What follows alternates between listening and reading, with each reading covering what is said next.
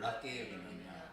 우리 개인의 권능과 경건으로 이 사람을 걷게 한 것처럼 왜 우리를 주목하느냐. 아브라함과 이삭과 야곱의 하나님 곧 우리 조상의 하나님이 그의 종 예수를 영화롭게 하셨느니라.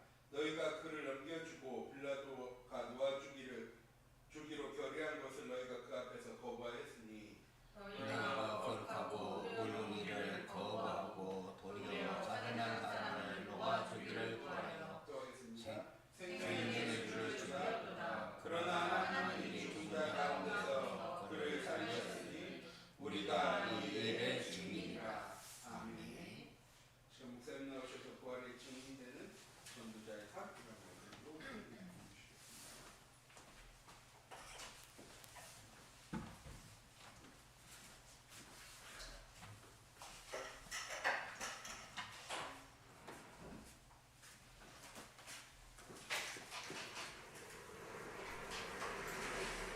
오신 아버지 하나님 감사합니다.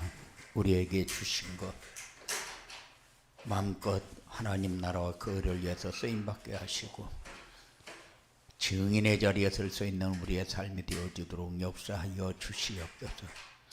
부활의 주님은 지금 우리를 살아계신 증인의 자리에 세우는데 우리는 무엇을 가지고 증거의 자리에 서겠습니까?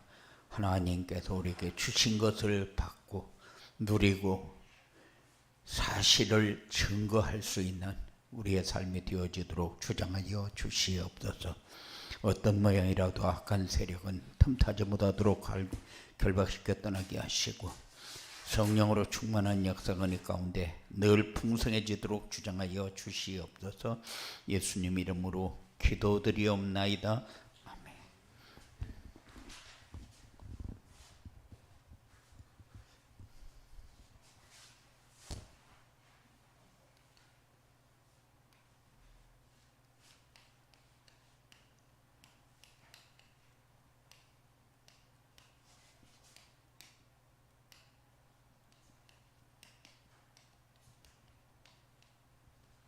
부활의 증인이 되는 전도자의 삶입니다. 항상 부활의 증인이 되는 전도자의 삶을 사는 것이 우리의 본분이요. 그래서 그리스도의 부활을 기억하면서 항상 우리의 삶이 감사의 예배가 되는 응답의 축복을 누리시기 바랍니다. 정시 예배의 축복도 그리고 공예배의 축복도 전부 감사를 드리는 그런 예배가 우리의 삶 속에서 일어나기를 항상 기도하시기 바랍니다. 예수 그리스도의 부활은 단순히 죽었던 사람이 살아나는 것이 아니고 사망 권세를 가진 사탄의 머리를 박살낸 사건이다. 그리고 완전히 다른 새로운 존재가 된 것이고 죽을 수밖에 없었던 우리 몸이 새로운 삶으로 인도받는 그런 몸으로 새롭게 변화된 그런 축복을 누리는 삶이기 때문에 우리의 삶을 통해서 항상 우리가 증인의 삶이 되어지도록 재창조의 역사가 일어날 수 있도록 그렇게 인도받으시기 바랍니다. 우리는 새롭게 변화되었어요.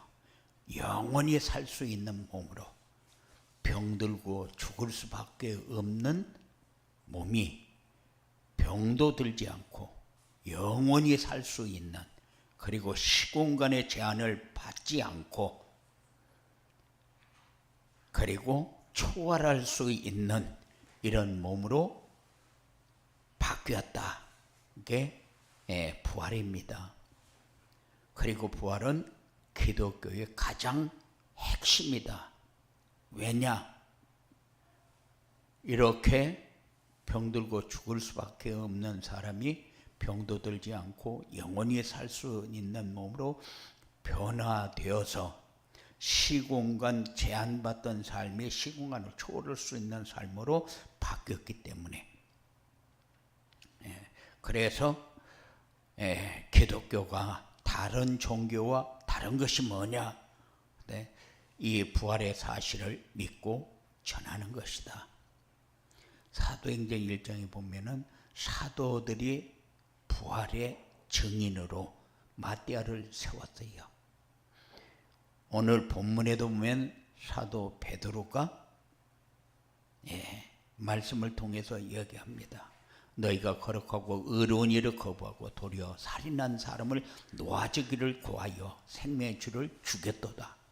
그러나 하나님이 죽은 자 가운데서 그를 살리셨으니 우리가 이 일의 증인이라.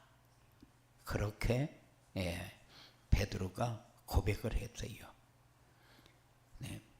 우리는 부활의 증인이 되는 전도자의 삶을 살아야 부활의 증인이 될 수 있다.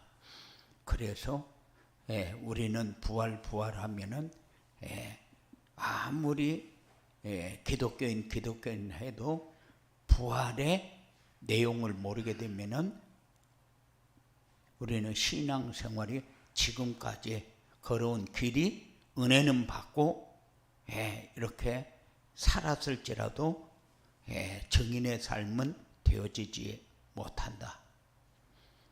그래서 우리가 부활신앙이 기독교 신앙의 핵심이다. 다다. 그렇게 우리가 이해하면은 이 부활에 대해서 우리가 날마다 받은 말씀을 묵상하며 기도하는 이런 삶이 우리에게 이루어져야 된다. 부활의 증인이 되는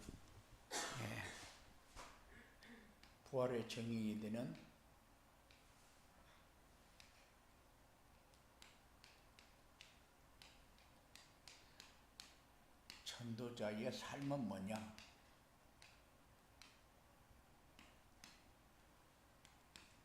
부활의 증인이 되는 전도자의 삶은 예수 그리스도께서 우리의 죄를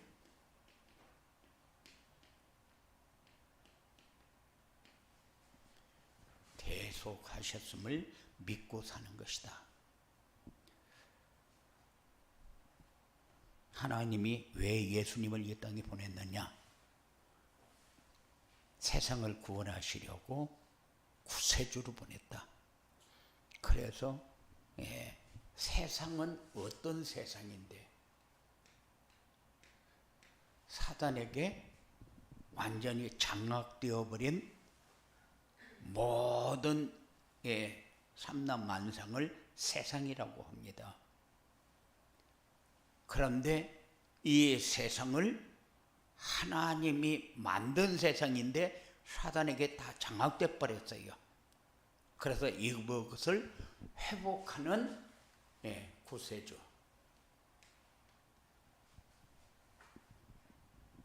그리고 세상을 구원하시려고 동정녀 마리아를 사용해서 이 땅에 보냈어요.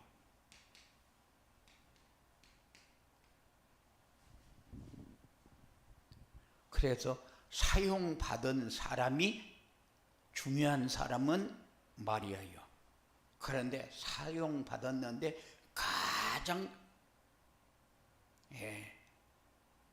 나쁜 일에 사용을 받은 사람은 가룟 유다요.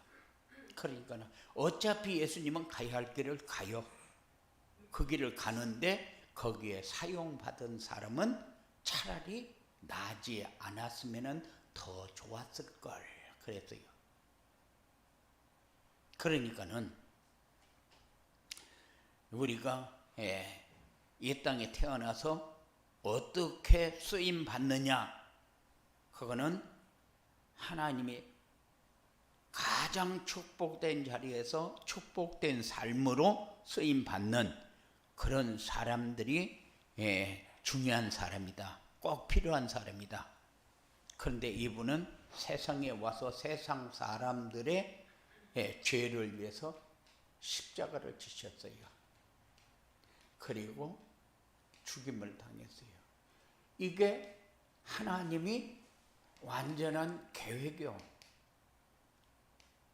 계획인데 우리는 어떻게 하나님이 우리를 이 땅에 보내서 쓰임 받았는데, 예수님이 이 땅에 보내신 이유, 누구를 통해서, 그래서 하신 일이 뭐냐, 이렇게 할 때에 하나님의 계획을 그때 순종하는 삶을 살았다, 따라가는 삶을 살았다. 그러면 나도 이렇게 순종하는 삶을 살아야 이렇게 쓰임받을 수 있겠구나, 이 생각이 있어야 돼요. 그래서 무조건 하나님의 계획이니까 이렇게 하는 것도 하나님 계획이고 이렇게 하는 것도 하나님의 계획이고, 물론 계획은 계획이요. 그걸 통해서 또 다른 일을 진행을 하니까. 그런데 가룟 유다를 통해서 예수님이 팔리우고 죽임을 당한데, 그 사람은 차라리 나지 아니하였으면 더 좋았을 뻔했다, 이런 소리가 우리를 통해서 나오면은 안 된다. 그래서 하나님은 우리에게 자유의지를 주었는데, 이렇게 쓰임받고 이렇게도 쓰임받을 수 있는데, 우리가 늘 하나님을 마음에 담고 함께하는 삶을 가지고 기도하면서 따라가는 삶하고, 그렇지 않고 그냥 자기가 원하는 대로 사는 삶하고는 축복과 재앙의 차이가 올 수밖에 없다. 그래서 우리가 어떻게 사느냐는 자유의지가 나에게 내가 내 마음대로 살으라, 그것은 잘못되어진 것이다. 죽음에서 부활하셨음을 믿고 사는 것이다.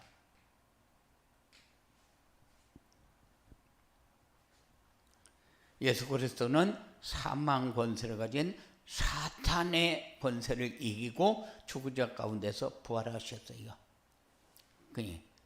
얼마나 사탄의 권세가 잔악합니까? 사탄이 하는 일이 뭐요? 거짓 선지자나 내고, 거짓 그리스도나 내고, 세상을 전쟁과 기근으로, 그리고 계속해서 문화를 타락문화로, 그렇게 해서 아주 잔악한, 최고 잔악한 일을 하는 게 사단이요. 그런데 우리는 좋은 일 하든 나쁜 일을 하든 이게 사단의 권세구나 하고 놓치면 안 되는데, 사단의 권세를 놓치고 나는 그래도 예수 믿는 사람이니까 하나님이 날 도우시겠지, 이렇게 생각합니다. 그런데 그렇잖아요. 이 사실을 믿고 전하는 것이 우리가 해야 할 일이다. 우리는 이 사단의 권세를 너무 우습게 봐요. 내가 완전히 장악되어서 끌려다니면서 사망 권세에 묶여 사는데, 그러면서 사단을 우습게 알아요. 내가 끌려다니면서 죽게 됐구나, 이런 상황을 자기가 이해하려고 하지 않아요. 그래서 이것이 끌고 가는 게 어디요? 사망 권세요. 사망 권세가 뭡니까? 세상을 사는데 죽을 만큼 힘들게 사는 세상, 너무너무 살기 싫고 세상이 싫은데 살아야만 되는 세상, 이것도 싫고 저것도 싫고 다 싫은데 죽을 수도 없고 살 수도 없는 세상, 이게 사망 권세에 눌려 사는 사람이요. 그래서 믿는 성도들에게 그리스도를 통해서 부활, 그러면은 초월하는 삶으로 우리의 삶을 회복했다. 그리고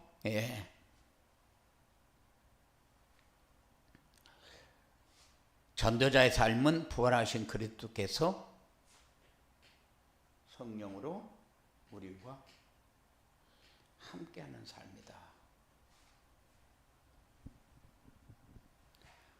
그리스도께서 보혜사 성령을 보내서 영원토록 우리와 함께 있게 하겠다, 하리라, 그렇게 약속하셨어요. 그리고 약속하신 보혜사 성령이 마가 다락방에 모인 사람들에게 임했어요.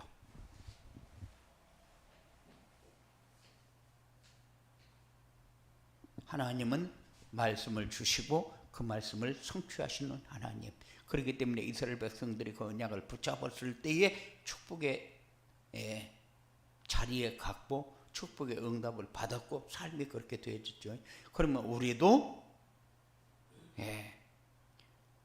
그냥 우리에게 주신 언약이고 뭐고 그냥 다 뭉개고 주일날 메시지만 듣고 그냥 대충 살아라 그런 게 아니고 언약을 잡고 순종한 사람에게만 하나님이 역사한 것을 기억하면서 살아라. 그래서 다락방에 모여서 사모한 사람들에게 성취되지 않은 응답을 받았지 모든 사람들에게 다 응답받은 것은 아니거든요. 그런데 우리가 착각하는 게 나는 이렇게 살아도 되겠지 이렇게 착각을 합니다. 누구와 함께 했는가를 항상 생각하면서 사는 그런 여러분들이 꼭 되어지기 바랍니다. 그리고 부활의 증인이 되는 전도자의 삶을 살려면 어떻게 되느냐.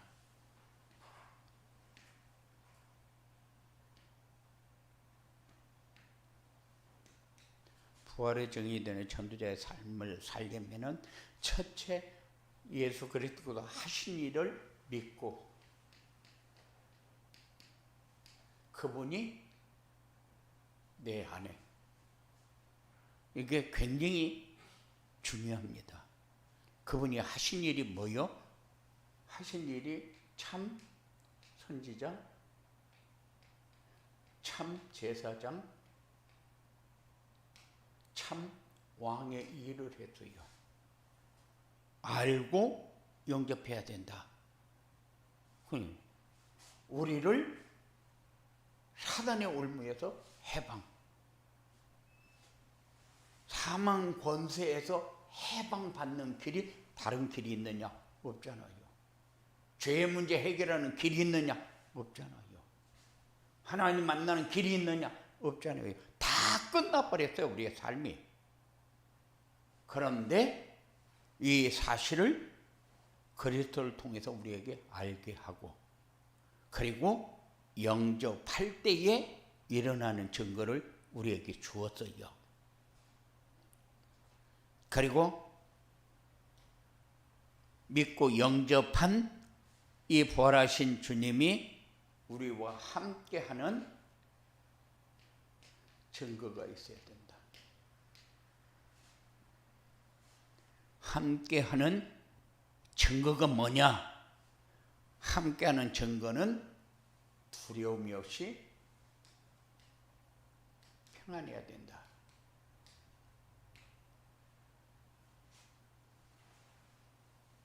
그러면은 두렵고 힘들고 아픈 것만 있고 안 되는 것만 있다. 사망 권세에 눌려 있는 거예요. 어떤 상황이 와도 내가 뭘 잡고 가느냐는 평안하고 불안하고의 차이요. 그래서 항상 하나님의 함께하는 증거는 두려움이 없이 평안해야 된다. 그렇지 않으면 사단의 권세에 눌리게 된다. 그럼 두 번째는 부족함이 없이 만족해야 된다. 하나님은 우리에게 가지고 사는데 부족함이 없을 만큼 하나님이 줘요. 안 주면은 하나님 앞에 얘기도 해야 되고 하나님 앞에 돌아와야 될 상황이면 돌아와야 되고 이것을 우리가 가지고 살아야 되는데 안 가지고 사니까 맨날 모자란 것만 불평불만을 해요. 이거 사망권세에 눌리는 겁니다. 살기도 싫고 하기도 귀찮고 안 했으면 좋겠는데 안 할 수도 없고 이게 다 눌려 살아요. 그래서 부족함이 없이 만족한 삶을 살아야 되는데 늘 부족하고 그럼 내게 풍성이 없다. 그럼 평안을 누릴 수가 없잖아요. 우리는 이런 거를 항상 생각하면서 살아야 돼요. 외롭지 않고 우리는 행복해야 돼요.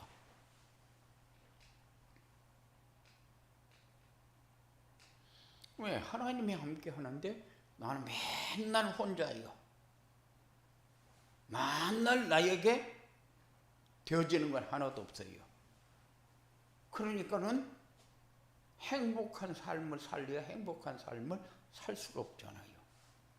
이거를 우리는 바꿔야 됩니다. 그리고 마가다락방에 성령 충만한 역사를 늘 체험하면서 살아야 돼요. 어떻게? 샘솟는 기쁨과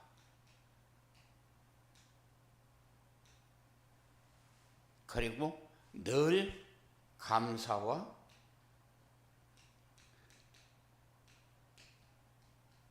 계속해서 입에서 찬양만 나와도 우리의 삶이 굉장히 바뀝니다. 그런데 내가 이런 상황에서 어떻게 찬양하냐? 이런 일이 자꾸 몰려온다. 그러면은 우리는 복잡한 인생을 살 수밖에 없어요. 이렇게 성령 충만을 체험하게 되면은 우리가 돈 많고 많이 배우고 좋은 조건을 가진 사람을 부러우면서 사는데 그런 사람들이 불쌍하게 보여야 돼요. 왜 그렇느냐?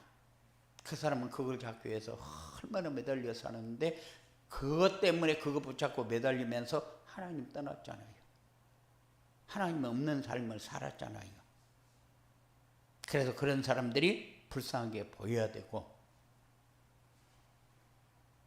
잘나고 이런 사람들을 보면은 우리는 두렵고 떨리고 또 저런 사람 만나면 또 어떡하고 우리는 어떤 상황이 와도 담대해야 한다. 이게 우리가 살아야 할 삶이요. 이렇게 부활의 증인이 되는 전도자의 삶을 살면 어떻게 되냐?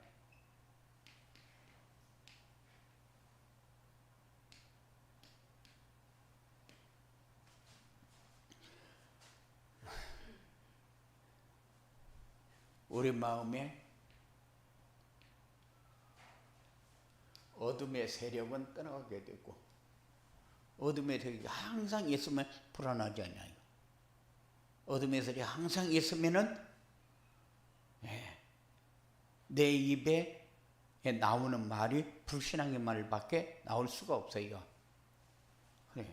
이것이 떠나가야 늘 체험하는 게 하나님의 나라. 그 어디나 하나님의 나라. 그 어디나 내 마음의 기쁨과 평안. 그리고 모든 사람이 다 똑같이 사는 것 같은데 모든 사람이 사는 삶이 뭐요? 인생을 허비하면서 산다. 인생을 허비하면서도 내가 인생을 한 번 착각으로 탁탁탁 넘어가면서 허비하는 시간이 많으면은 내 인생이 다시 제자리에다 돌려놓으려면 그만큼 어려움을 겪어야 돼요. 제자리에다 돌려놓으려면. 그러니까는 우리가 자꾸 요구하는 게 뭡니까? 전도자의 삶을 요구하잖아요. 왜? 이 모든 시간과 삶을 허비하면서 살면 안 되니까. 그래서 하루 살아가는 것이 전도자의 삶 속에서 살면은 하나님이 함께하는 속에서, 하나님의 인도 속에서, 하나님의 역사 속에서 살게 되니까, 이렇게 살면은 모든 삶을 허비하지 않게 된다. 모든 사람은 다 허비하면서 삽니다. 종교인, 인생을 허비하면서 사는 사람들, 종교인, 자기를 위해서 뭔가 노력하면서 살면 될 것 같은 생각을 가진 사람, 인생을 허비하는 사람, 종교인. 이런 사람은 자기도 가치를 모르고 다른 사람의 가치도 인정을 안 해요.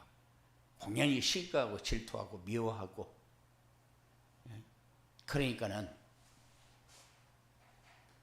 가치를 인정하고 찾아야 행복한 인생이 됩니다.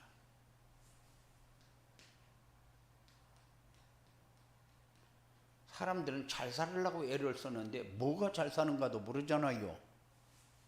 요거 찾아야 잘 사는 겁니다. 잘 사는 것이 특별하게 뭐를 많이 가져야 잘 사는 걸로 그렇게 사람들이 이야기를 하니까 우리도 따라서 그 사람 잘 사는 사람이다, 우리는 불쌍한 사람을 잘 사는 사람이다, 그렇게 생각하잖아요. 그러니까 내가 가장 불쌍한 사람이요. 그래서 사람들이 요구하는 게 뭐요? 세상 부귀영화.